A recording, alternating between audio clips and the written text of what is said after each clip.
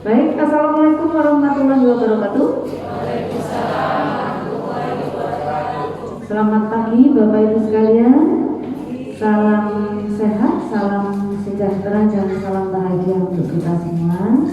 Bapak Ibu, sebelum kita mulai pertemuan ini, mari kita bersama-sama memanjatkan puji dan syukur kehadirat Allah Subhanahu wa Ta'ala, Tuhan yang Maha Esa, yang senantiasa memberikan rahmat, taufik dan hidayah kepada kita semua, sehingga meringankan langkah kaki kita untuk menghadiri kegiatan ini, walaupun undangan, mohon maaf, hanya melalui WA mendadak lagi, ya, karena memang situasi dan kondisinya yang betul-betul kami juga mendadak.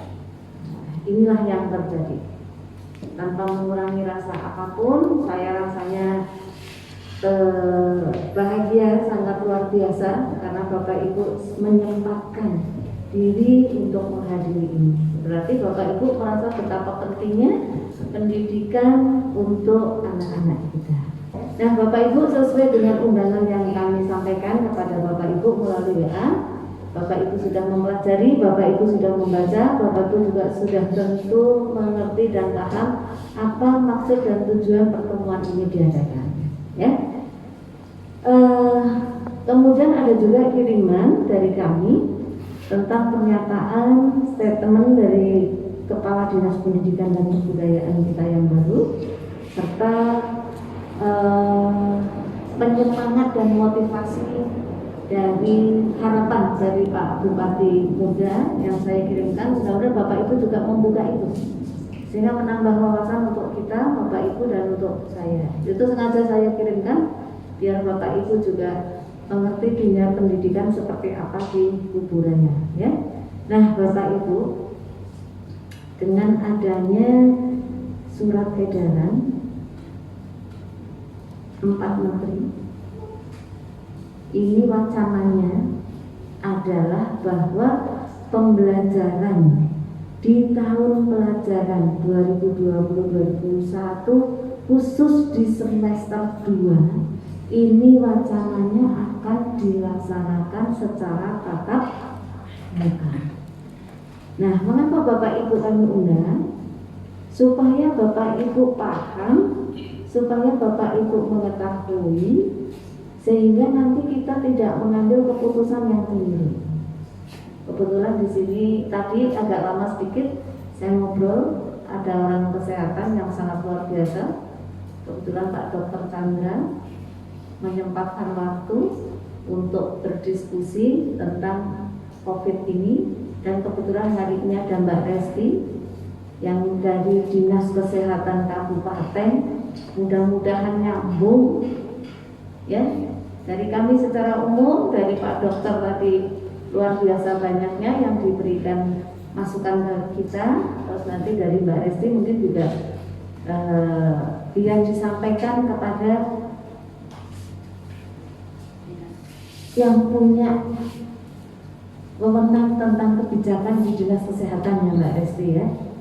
Jadi itu Bapak Ibu, kita diharapkan wacananya itu sudah mulai ada pembelajaran tatap muka di 4 Januari 2021, ya. Nah, Bapak Ibu, terkait dengan wacana itu, saya yakin Bapak Ibu pasti 95% yang hadir ini menyatakan sangat menyambut positif dengan adanya kegiatan tatap muka. Betul nggak? Betul nggak Bapak Ibu? Bener apa enggak? Lah ngomongnya kayak belum sarapan ya. Betul nggak? Nah, itu jadi saya juga tambah semangat ngomongnya. Ya, jadi betul ya? Betul. Tapi saya yakin di antara Bapak Ibu itu masih ada yang hatinya penuh dengan keraguan. Yakin? Ya? Masih, pasti. Ya? pasti masih ada yang hatinya Bapak Ibu penuh dengan keraguan. Kita tidak boleh menyalahkan yang ragu. Apa sebab? Yang kita hadapi adalah yang tidak nampak. Kalau yang kita hadapi adalah yang nampak, langsung kita ambil, kita apakan. Ini nggak nampak, dia ada di baju kan, dia ada di udara kan, dia ada di tangan kita kan, dia ada di taplak meja kan, kita nggak ngerti gitu ya.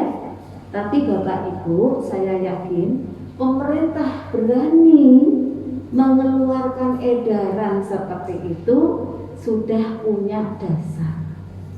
Walaupun nggak tahu pakai uji petik atau tidak, kita nggak ngerti, itu urusan dia, urusan mereka lah ya.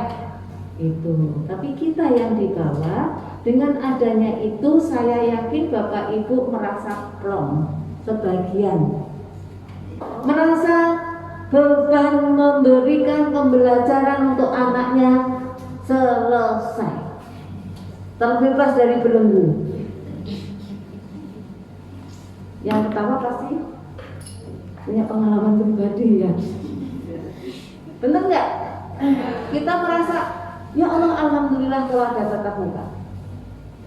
Berarti selama ini yang Bapak Ibunya merasa terrepoti, ribet dengan pembelajaran daring, ini ada kelegaan di sana. Ya, nah Bapak Ibu, apapun itu nanti keputusan kita, ini adalah keputusan kita bersama. Keputusan Bapak Ibu, keputusan saya juga sebagai dari sekolah, ya. Mari kita junjung tinggi keputusan itu, mau dilaksanakan ya ayo kita laksanakan. Kalau enggak ya memang itu keputusan terbaik, yang monggo kita kembali ke daring. Jujur Bapak Ibu, dengan pembelajaran daring di satu sisi ada kelebihannya, Bapak Ibu lebih dekat dengan anak-anak. Tapi di sisi lain, kami yang dari pendidikan formal ini sama sekali tidak bisa menyentuh secara langsung. Video call sebentar rampung, pesan suara menunggu balasan. Memutarkan video, kita tidak bisa memberikan arahan juga secara langsung. Kita tidak bisa melihat perubahan sikap apa yang terjadi pada anak kita. Begitu video call, tadi saya cerita ada yang pakai kaos. Begitu video call, rambutnya dari hitam menjadi merah. Itu kan perubahan yang sangat luar biasa. Nah, ini sebenarnya yang kami tidak menginginkan anak-anak kita seperti itu. Sekarang yang menjadi pertanyaan saya, kenapa sih begitu di rumah malah justru rambutnya yang bagus-bagus hitam menjadi merah, yang cakep-cakep rambutnya pendek menjadi panjang, yang bagus-bagus rapi menjadi berparit-parit gitu. Ini semua dilakukan di luar pengawasan kita secara langsung, karena pada pembelajaran jarak jauh daring ini yang mengawasi secara langsung Bapak dan Ibu. Pertanyaannya, apakah Bapak Ibu belum maksimal sehingga sampai terjadi seperti itu?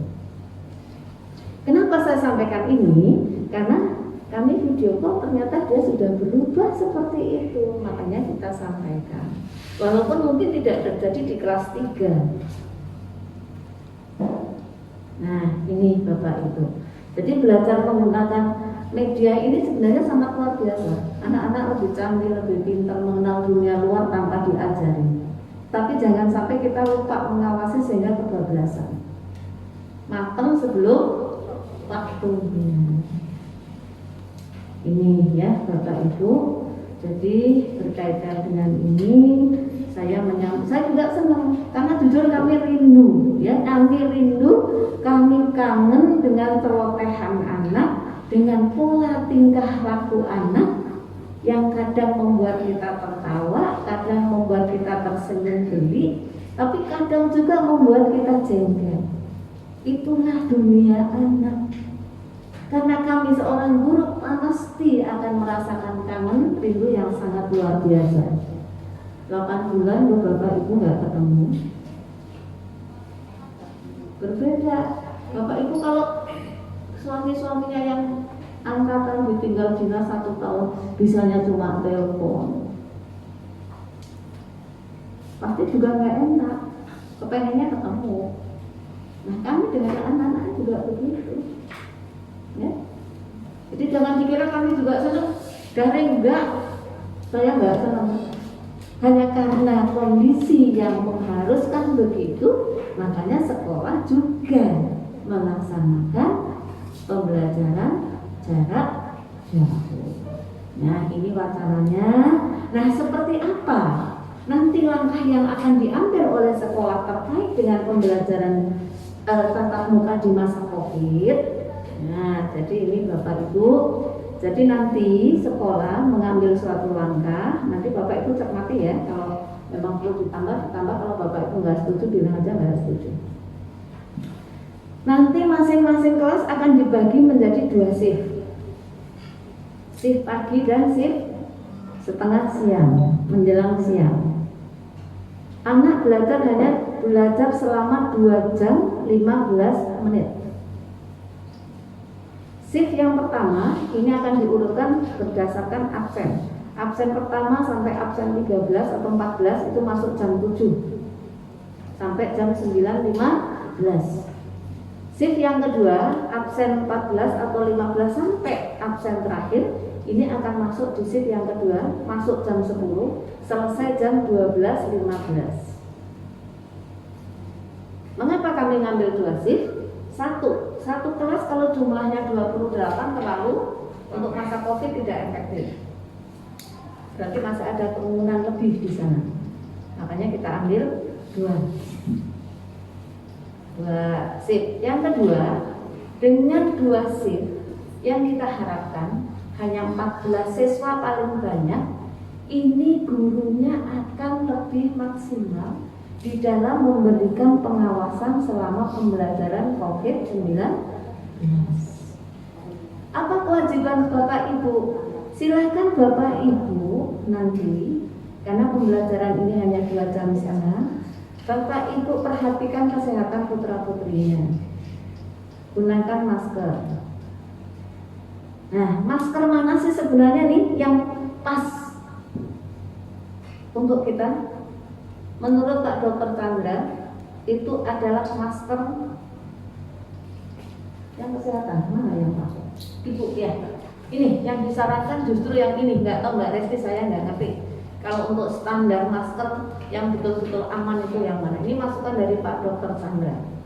Jadi nanti anak-anak dari rumah sudah dipakaikan masker yang standarnya standar kesehatan. Ditambah lagi, berikan ini, pakaikan ini. Pakaikan ini. Kalau hari ini dipakai sampai rumah mungkin perlu saran lagi, begitu nanti putra-putrinya pulang sampai rumah langsung mandi, ganti baju, banyak makan makanan yang bergizi, istirahat cukup, vitamin jangan lupa. Itu pesannya Pak Dokter, jadi saya sampaikan. Kan dokter saya harus percaya. Terus Bapak Ibu, karena kantin tidak buka, ya kantin tidak buka, silakan nanti Bapak Ibu memberi bekal minum yang cukup dan membawa bekal makanan sendiri dari rumah. Kan bisa di apa ya, di manage ya. Waktunya hanya 2 jam 15 menit. Kira-kiranya untuk anak kelas 2 kalau 2 jam 15 menit ini kebutuhannya apa? Selain minum.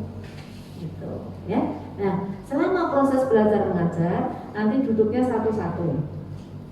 Mulai dari penjemputan di depan. Penjemputan itu tanpa ada salam dan cium tangan. 1.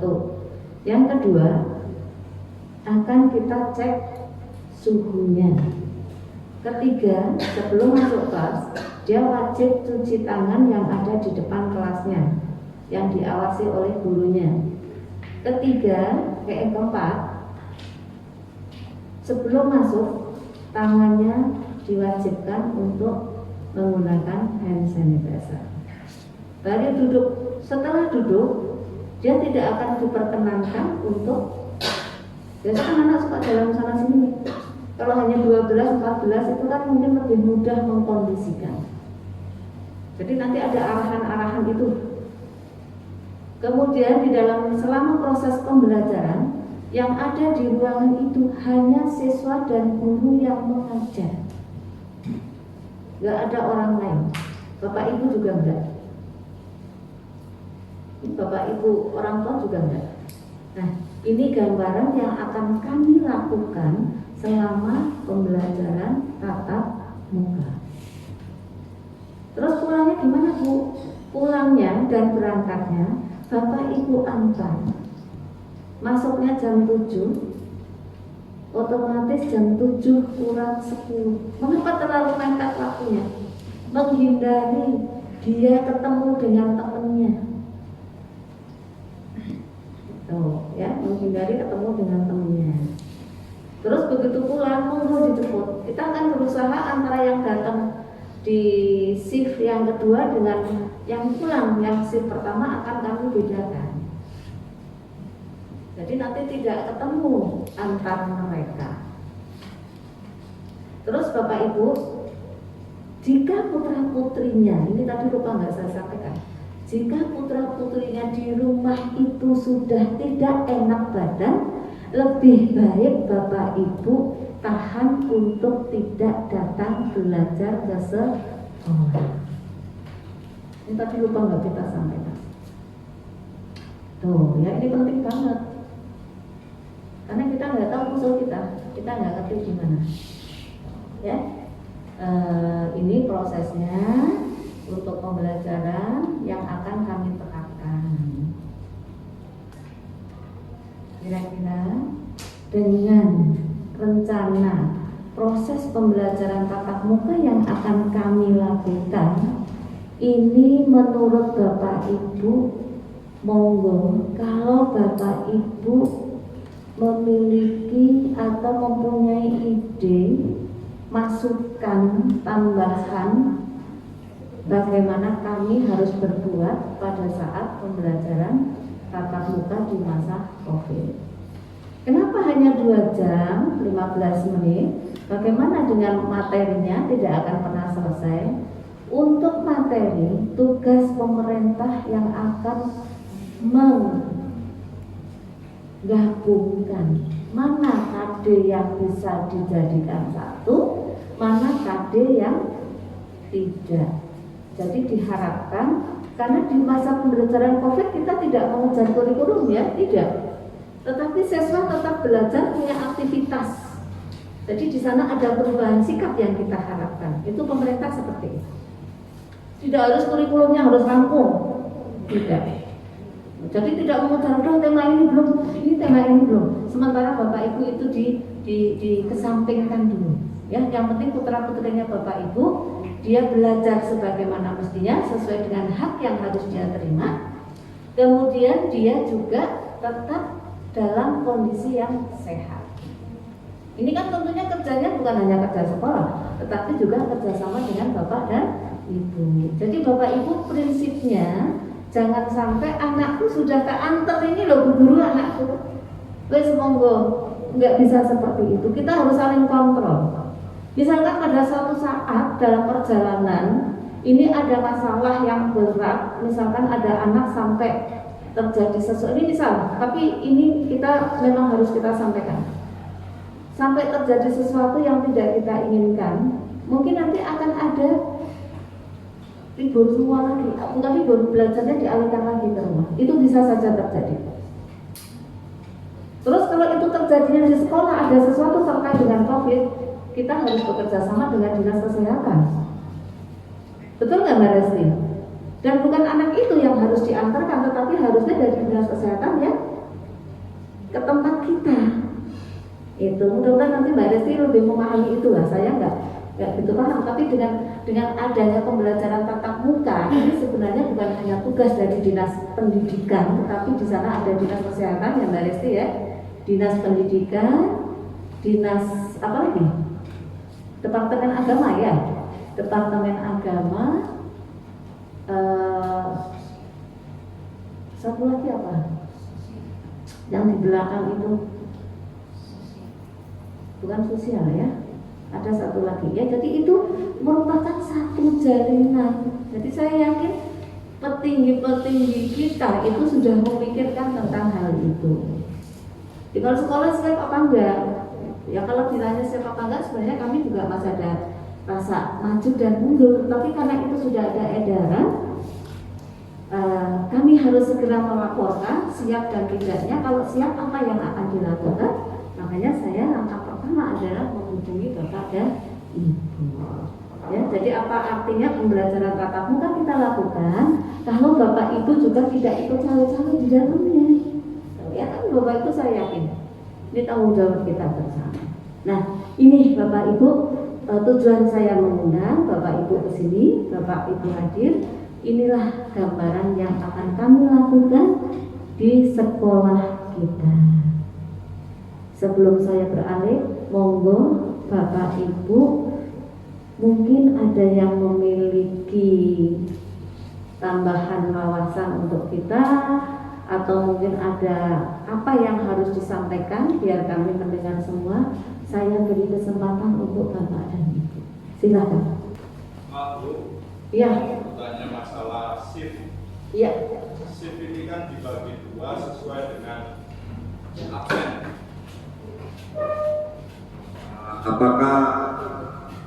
Apakah nanti tidak bisa di rolling gitu untuk shiftnya? Mungkin anak itu akan berjumlah atau gimana, bisa di rolling yang awal bisa dipindah dari yang siang pagi.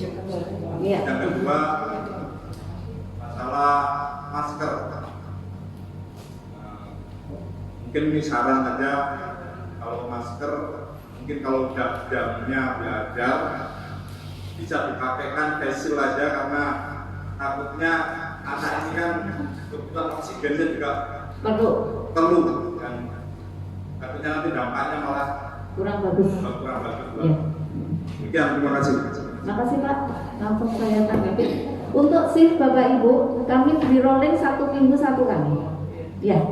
Jadi 1 minggu yang si pagi, nanti minggu berikutnya dia akan siang. Jadi sama-sama merasakan seperti apa di pagi, seperti apa merasakan di ya. Seperti itu ya Pak ya. Untuk shiftnya saya tadi lupa kelewatan. Dan untuk pemakaian masker nanti mungkin saya minta bantu Mbak Resti lah kayaknya yang dari Dinas Kesehatan. Kalau Pak Chandra tadi juga sudah menyarankan seperti itu Pak. Ya, jadi di apa ya? Dari rumah sudah pakai masker. Dari rumah. Tadi malah menyarankan sebisa mungkin dua-duanya tuh dipakai selama proses gitu. Nah, tapi kalau anak terlalu letih mungkin salah satunya bisa dibuka nanti dengan waktu yang sekian nanti ditutup kembali. Loh, Ibu justru dari hidung itu yang juga bahaya, Bu. Jadi belajarnya enak-enak gitu. Ya, nanti akan seperti itu. Coba nanti Mbak Resti mungkin punya pandangan seperti apa Pak Daniel, biar Mbak Resti yang dari kesehatan dan punya pengalaman pribadi mungkin lebih bisa memberikan warna untuk kita. Terima kasih. Assalamualaikum warahmatullahi wabarakatuh. Terima kasih Ibu atas kesempatannya. Jujur perkenalkan dulu, nama saya Resti Tuta, kebetulan orang tua dari Ibu dari Reviano dan Moreno Akbar. Nah, saya di Dinas Kesehatan di sini megang promosi kesehatan dan ilmu perilaku, Ibu. Ini tugas kami untuk mensosialisasi dan mencegah COVID ini. Tentang new normal juga kami sudah sosialisasi kebijakan. Sebelum saya menjawab dari pertanyaan Bapak yang tentang masker medis tadi Ibu, terima kasih sebelumnya karena wabah ini dari 4 menteri tadi ya Bu ya, dari Menteri Dinas Pendidikan, Agama, Kesehatan, dan Menteri Dalam Negeri yang sudah membuat SK ini juga udah lama tertuang di dalam UKS. Nah, ini sangat membantu kami kesehatan. Sebelumnya kami kewalahan untuk mensosialisasi PHBS yang ada di sekolah. Itu kan ada 8 indikator. Sekarang dengan adanya kebijakan pemerintah sendiri yang membantu tugas kami ya Bu, jadi kami merasa teringankan tugasnya karena di sini masyarakat sudah membuat pola hidup sehat dalam PHBS ini. Nah, untuk masker sendiri, pertama waktu COVID ini mulai wabahnya di Indonesia, khususnya kita di sini juga terkena, itu bulan Maret kalau tidak salah. Ini kita kewalahan karena kurangnya pasokan masker dan kebutuhan masker sendiri yang melebihi dari itu ya permintaannya. Kedua itu adalah masalah limbah masker tadi ya Bu. Nah, kalau untuk medis kan 4 jam sekali itu harus diganti. Memang masker kain juga 4 jam sekali harus kita ganti untuk biar efektif untuk menangkal virus tadi. Nah, tapi dari WHO juga ya sudah boleh membiarkan atau membenarkan bahwa siswa boleh atau kami juga tenaga yang khusus kerja di perkantoran boleh menggunakan masker kain. Nah, memang syarat masker kain itu ada 3 lapis. Kami sendiri dari Kemenkes kami dapat supply ada berapa puluh ribu masker khusus, itu kami sudah kasih ke 20 puskesmas, cuman sekolah ada 1 bungkus saja Bu ya, 50. Nah, contohnya seperti ini masker yang tidak diperjualbeli, ini ada 3 lapis, ini syaratnya sebenarnya. Kalau yang ini pun bisa kita alas pakai tisu ya Ibu. Jadi penggunaan masker dan face shield itu biasanya face shield kami gunakan untuk kadar posyandu, kami juga ada memberikan bantuan untuk beberapa 2.375 orang kader itu berupa face shield. Tapi kalau untuk sekolah, kalau memang sudah masker udah maksimal dengan syarat 3 lapis tadi, boleh untuk tidak menggunakan face shield. Nah, virus ini tadi kan bisa masuknya lewat mulut, anak-anak juga menggosok mata, itu penularannya. Dan karena kita di sini tadi ada anjuran sekolah bahwa siswa yang batuk, pilek atau tidak enak badan itu tidak usah masuk sekolah.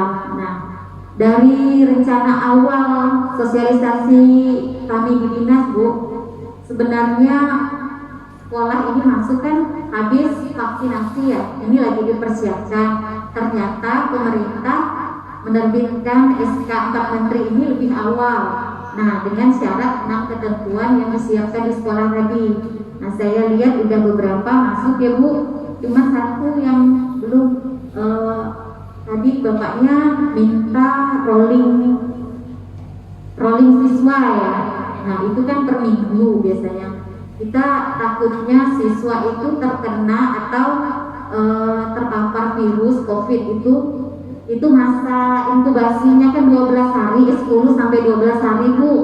Kalau siswa harus bertukar tempat duduk dengan siswa yang lain, lebih baik sekolah itu harus disemprot disinfektan Bu setiap pulang atau setiap siswa pulang sekolah.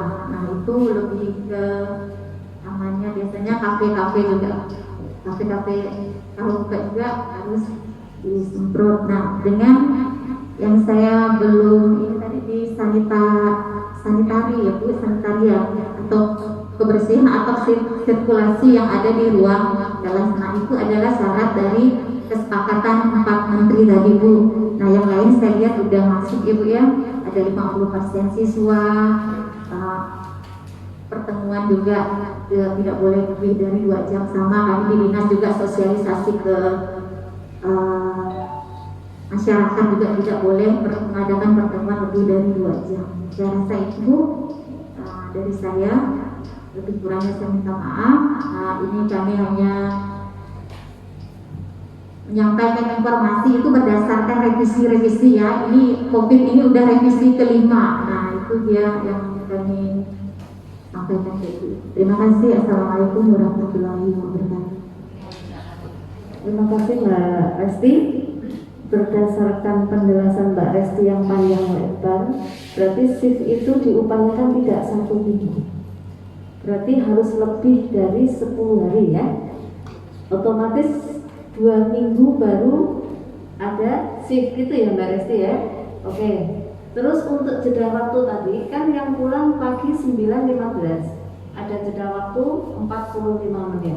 Nah 45 menit itulah yang kami gunakan untuk sirkulasinya. Anak keluar kita semprot untuk menyambut shift yang berikutnya, sehingga ruangan yang habis dipakai si anak itu kita upayakan kita sterilkan lagi ya. Jadi itu Mbak Resti yang mau kami lakukan ya. Nanti kalau memang ada sesuatu hal yang perlu dikomunikasikan, saya sangat berharap Bapak Ibu aktif ya, proaktif untuk memberikan masukan ke kami, karena ini adalah tanggung jawab kita bersama. Mungkin kami yang jelas tentang ilmu kesehatan jauh ya, abu-abu. Tapi kalau Mbak Resti sudah nggak abu-abu lagi. Jadi ini kolaborasikan antara Pak Dr. Chandra dengan Mbak Resti. Nanti di tanggal 18 kita akan ketemu lagi Bapak Ibu. Tanggal 18 itu pengambilan rapot. Nah ini mau sambil kita pertajam lagi. Ya, kita pertajam lagi. Selama itu kita akan mencari informasi terus, menambah wawasan buat kita, sehingga pada tanggal 4 kita betul-betul itu sudah dalam kondisi siap sesuai dengan kemampuan. Oke, yang lain Bapak Ibu?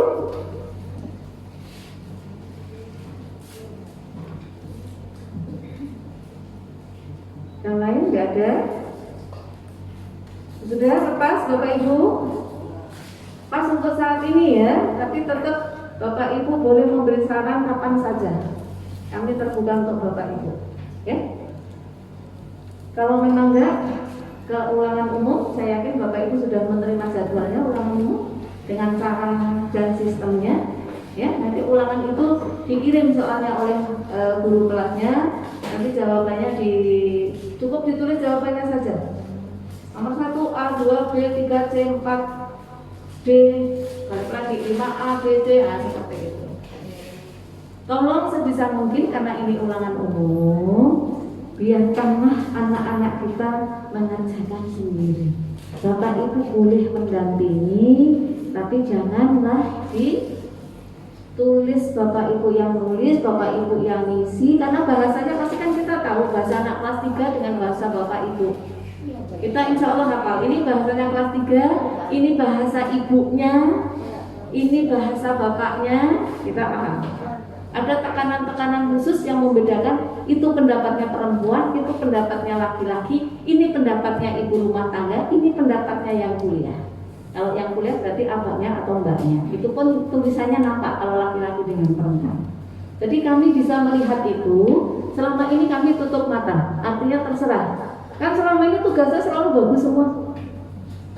Tugas yang masuk bagus, gak ada yang jelek nilainya. Luar biasa. 10 semua. Gak ada yang nilainya 8 itu, gak ada yang saya heran. Berarti kan anak SD 9 sudah sangat luar biasa. Bukan nama lain, udah pinter, udah di luar dah. Ya? Nah, aslinya akan kami temukan nanti kalau tatap muka. Aslinya akan nampak, ya. Kami tetap selama daring kami nggak mempermasalahkan itu, walaupun ada yang mengumpulkan tulisannya tulisan ibunya, saya minta kembalikan, suruh pulang lagi. Yang sekolah adalah anaknya, bapak ibunya mendampingi, ya. Jadi biarkanlah mereka menulis. Kalau Bapak Ibu mau ngajarin, monggo, itu kewajiban Bapak Ibu. Tapi sebisa mungkin biarkanlah anak-anak kita berkembang sesuai dengan apa yang dia kehendaki, sesuai dengan masanya, ya. Terus ulangannya Bapak Ibu, 1 hari 1-2 ngumpul. Waktu pengumpulan itu pengiriman sampai jam 11.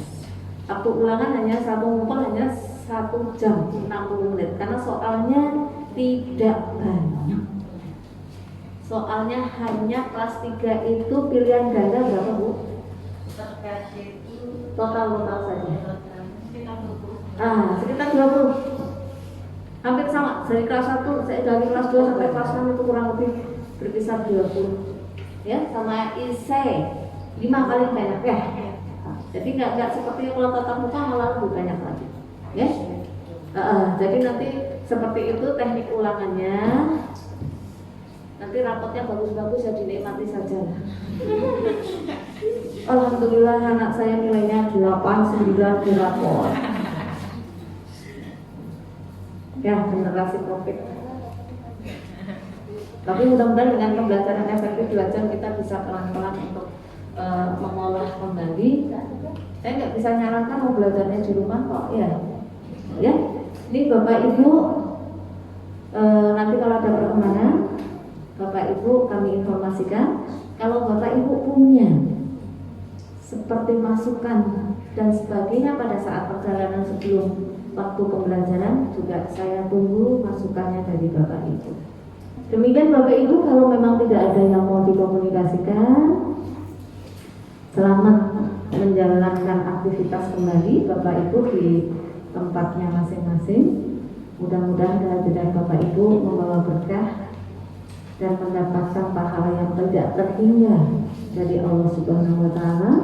Karena saya mengajak Bapak Ibu mulai sekarang, mari kita bernawaitu dari hati yang paling dalam dan ikhlas untuk melaksanakan pembelajaran tatap muka, agar supaya kita terhindar dari apa yang tidak kita inginkan.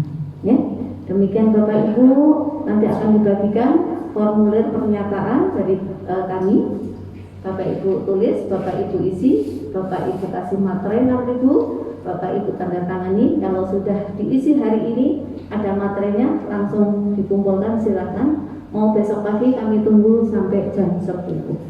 Ya, demikian Bapak Ibu, kurang lebihnya mohon maaf. Terima kasih atas kehadirannya. Saya akhiri, wabillahi taufiq wal hidayah. Wassalamualaikum warahmatullahi wabarakatuh.